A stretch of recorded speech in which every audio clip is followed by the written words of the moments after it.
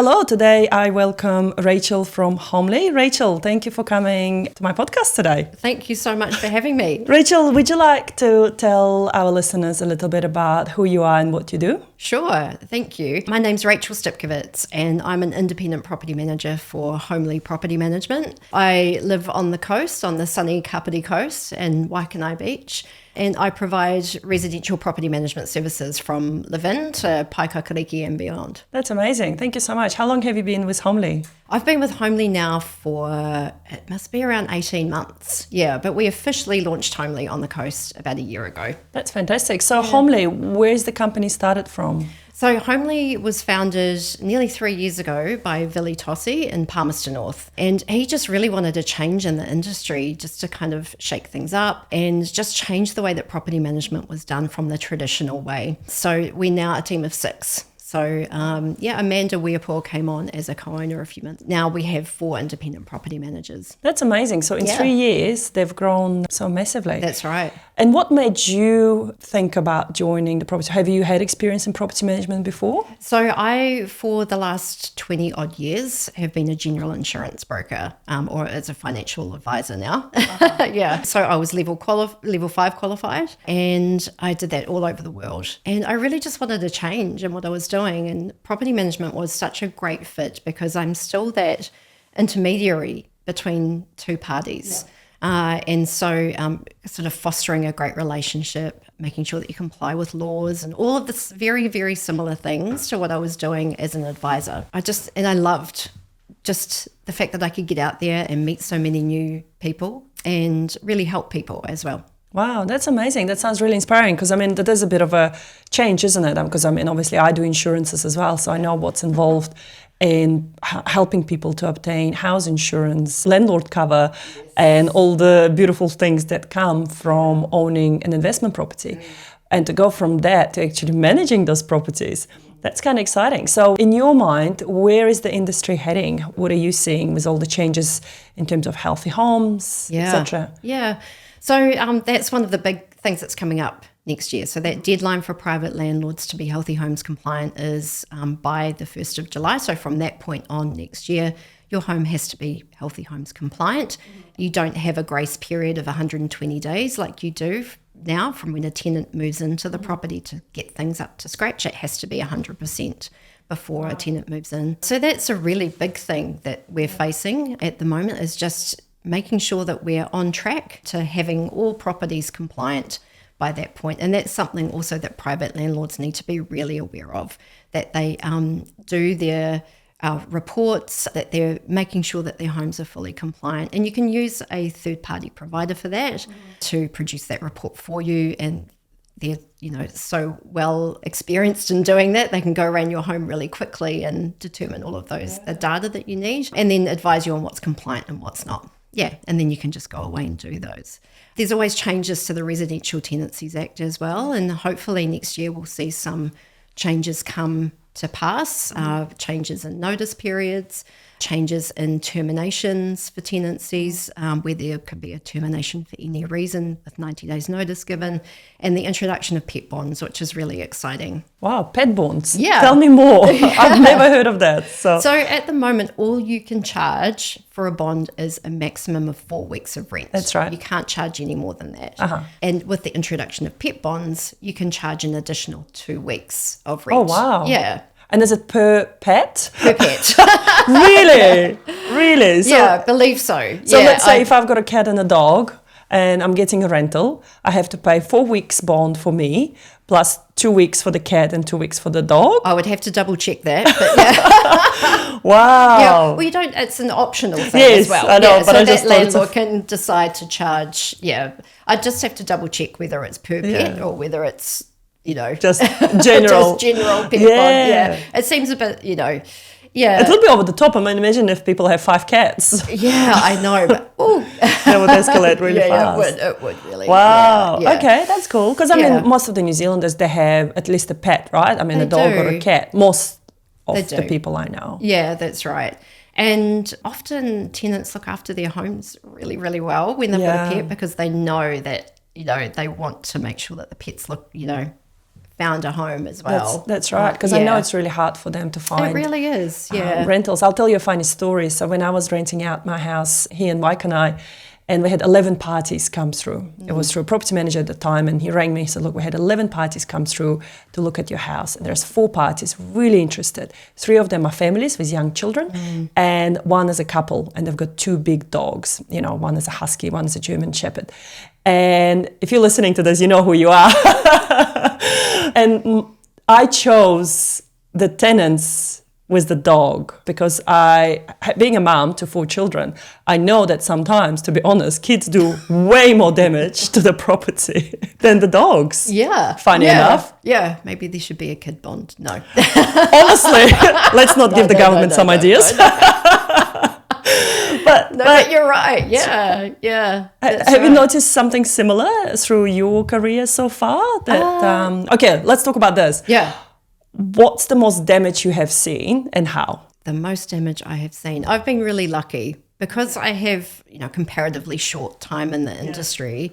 I have really wonderful tenants. So yeah, there has been no damage that I've seen so far. I have seen some incidents with other properties that we have in our general portfolio within Homely, where there has been damage to carpets throughout the entire property from an animal, excessive damage to walls and things like that. So there has been, compensation from the bond having to be taken from that. Yeah, so that was a hard situation as well. Yeah, just a hard situation with what had happened in that tenancy. Yeah. It is, because usually those sort of things happen towards the end of the tenancy as well, isn't it? Yeah. Often when furniture's pulled away from walls and things like that, you can see some damage. But, honestly, you're keeping up with your inspections, those 3 monthly inspections. Yeah. If needed, you can make them as short a time as every 4 weeks. That's sort of like the shortest time. But just making sure that you look out for all of those things. Yeah. And I guess this is where your role comes in as a property manager versus private landlords, because not many private landlords, what's the word for it, consistent in terms of going every 3 months and checking up on the status of the properties. So can you tell me a little bit about how you guys do your thing? Yeah, sure. So we have an app called Inspection Express, and that takes photos, and we write our reports from that. They've just brought out some awesome technology with 360 cameras and AI technology as well. So it can pick up, where there's damage on a wall.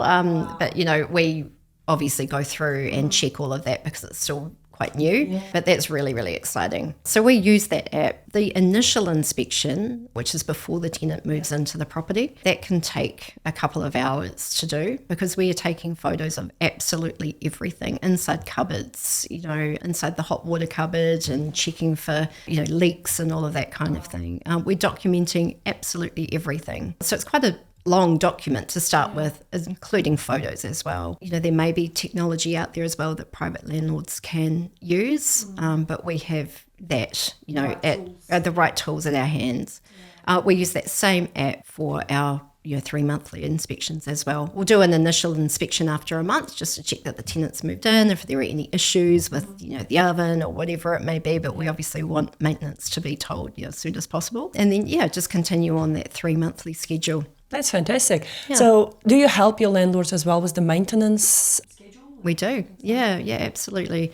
Part of the appraisal process is going through the property and seeing if there's any maintenance that may be required or just things to look out for as well. If there is, we can write up a plan for maintenance just to kind of ease the burden of that cost over a time. And then just with the ongoing maintenance, we have trusted trades that we work with. And if a tenant tells us there's some maintenance required, we'll have a look into it, find out what it is, and then send someone around as soon as we can.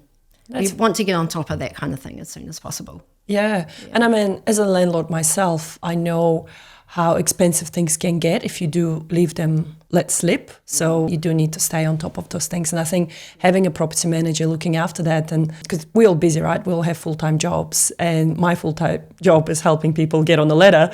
And your full-time job is to help, I guess, investors to stay on top of their investments. Yes, that's right. Yeah.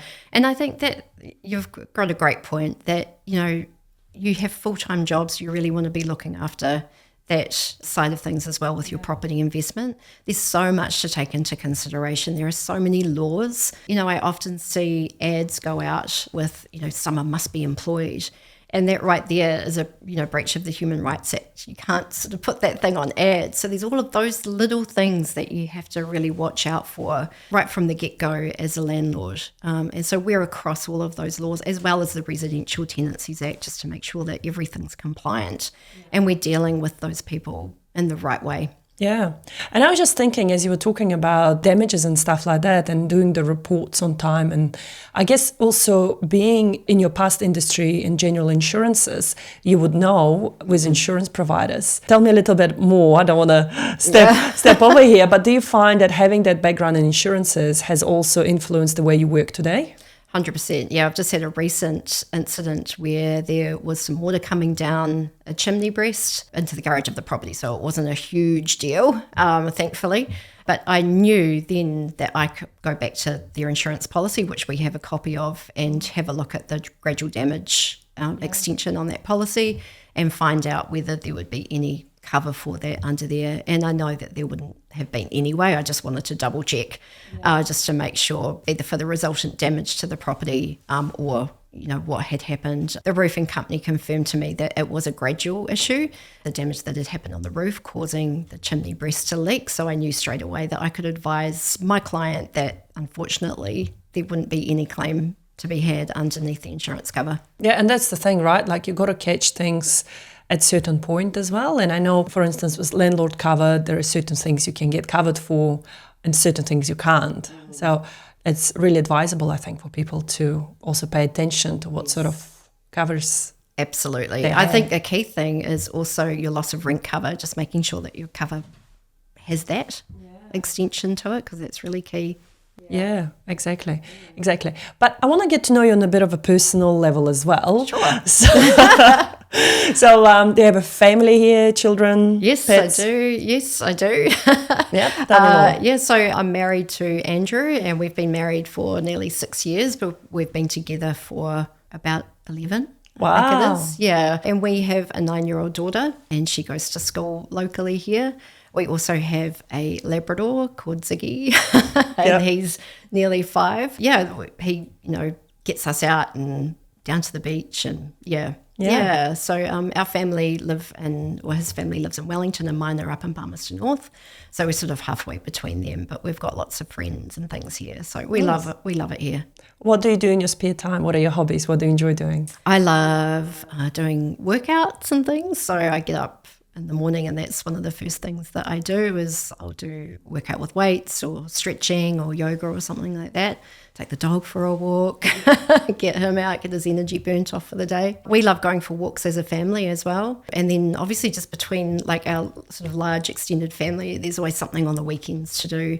And then just obviously fitting in time to see friends as well. Nice. Yeah. Sounds like you lead a very busy life, but very well balanced life. Do you have any tips for people out there that are sort of self-employed? Because in a way, you would be self-employed, Absolutely. I guess. And I deal with a lot of people, especially mums, busy mums out there that are self-employed. And I'm finding that for a lot of them, it's really hard to find that balance without hitting that burnout wall and crashing.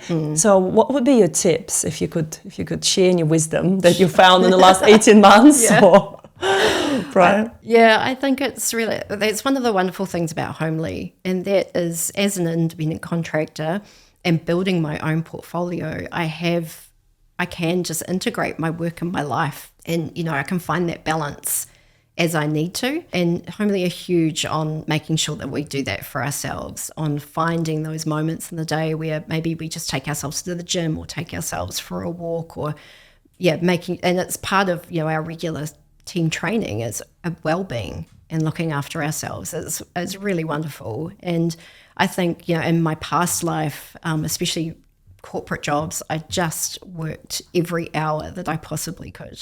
And I really didn't look after myself at all. I was working some big hours. So to be with a company that really fosters that in you is so refreshing. And they're all about it, Yeah, and it gives me some energy to put into my clients and to put into my tenants and to make sure that they're really well looked after, because I'm not having a huge portfolio of properties to look after as well. I have a cap on that, and that's purely for that work-life integration and balance. Yeah.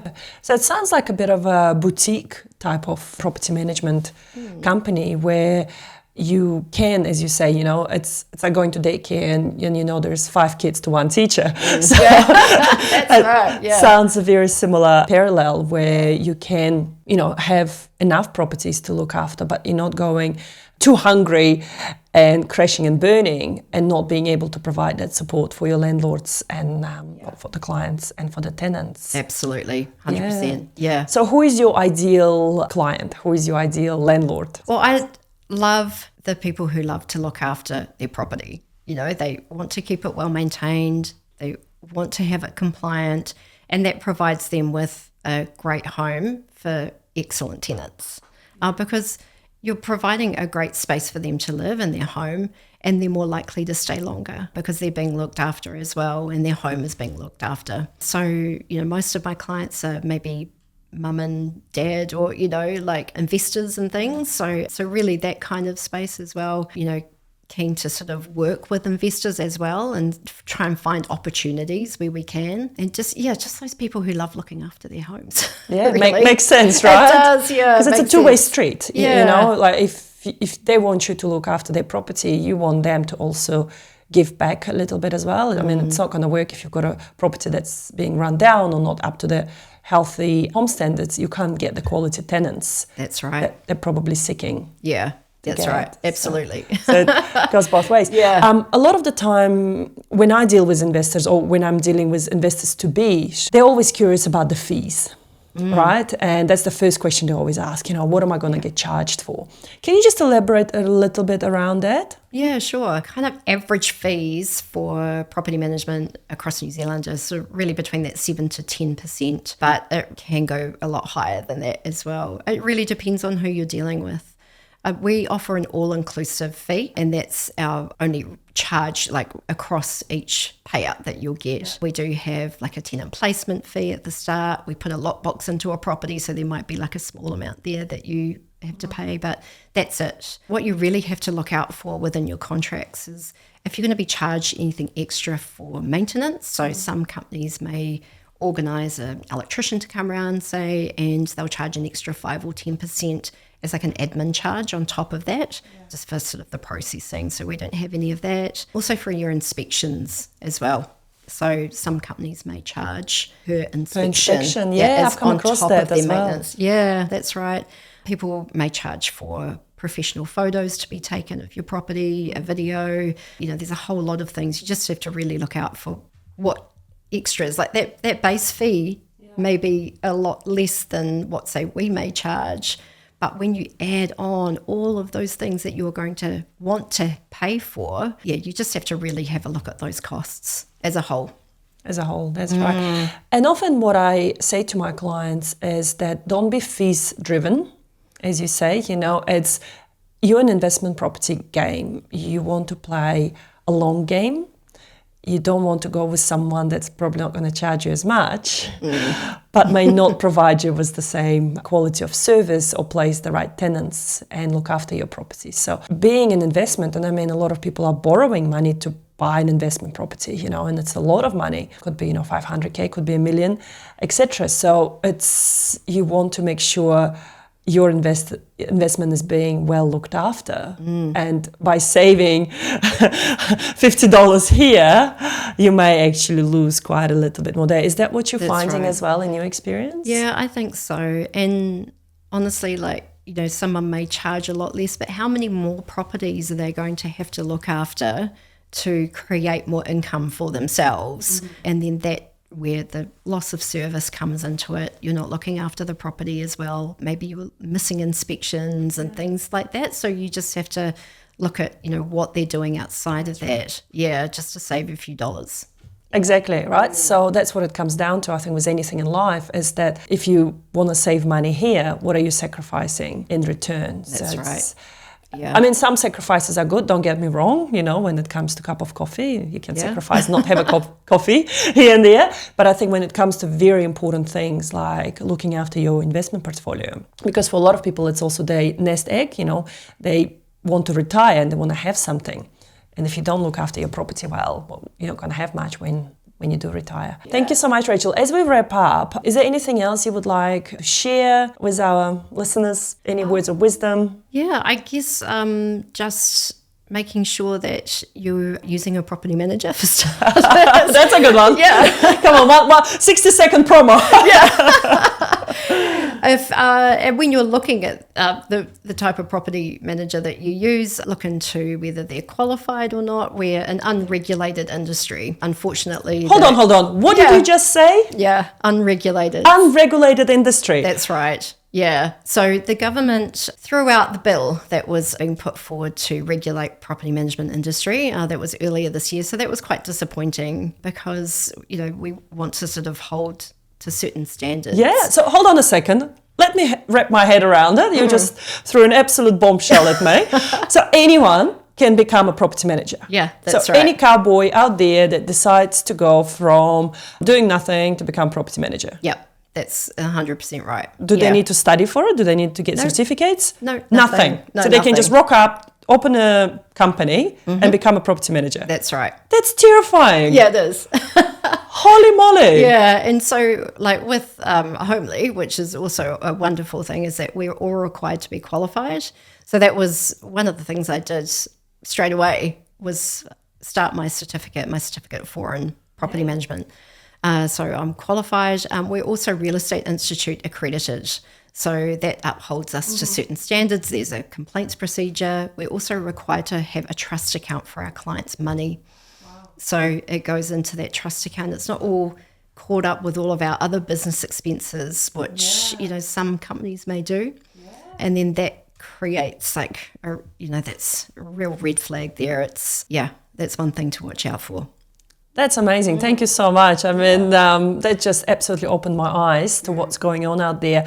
And again, that could be that warning message to all the landlords that if they have a new company pop up offering $50 management fee per week to watch out, because, it could be just anybody wanting to become a property manager and go from there. Yeah, that's right. Wow. Yeah. You just have to, and someone could have experience or whatever, but I think having those key things in place, it really sort of sets the standard a bit higher. So all of those types of things were part of that bill. Yeah, I love that about your company, to be honest. I think that's what resonates with me, because obviously being a financial advisor in a very heavily regulated environment where we can't do many things, we're very regulated and watched out for. I find it's incredibly difficult when you come across other businesses that are sort of in the same industry that should be also regulated and they're not. Because as I mentioned before, it just opens up the door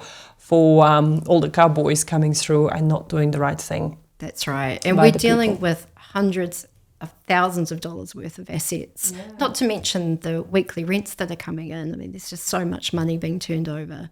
So just to, make sure that you've got policies in place and other regulatory bodies that can oversee that and audit accounts and things like that is really, really key. Yeah. No, that's incredible. Rachael, what's your goal for next year?